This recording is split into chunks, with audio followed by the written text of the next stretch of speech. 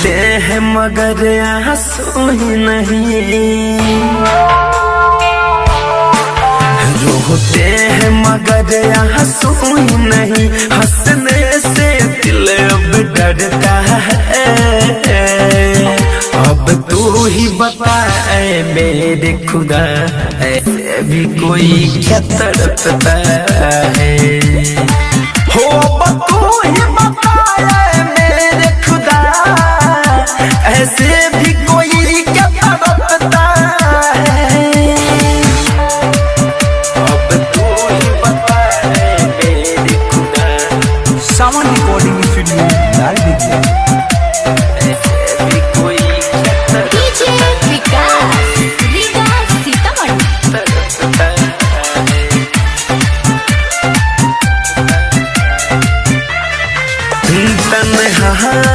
तन्हा रहते हैं महफिल में आजकल, कैसे संभाल खुद को हम, याद आते हैं पल पल।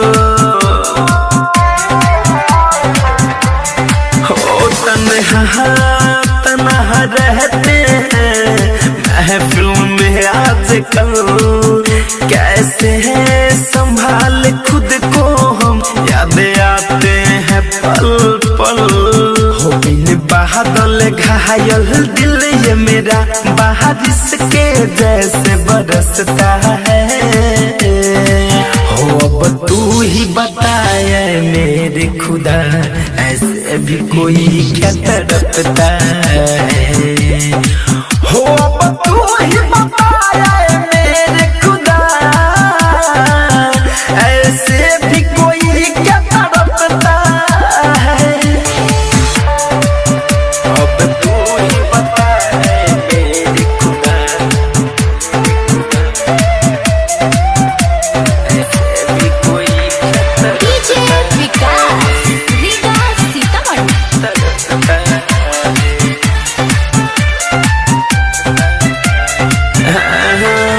उठने लगा है मेरा अरमानों का जनाजा, धड़कन धनंजय में धीरज को मिली है सजा।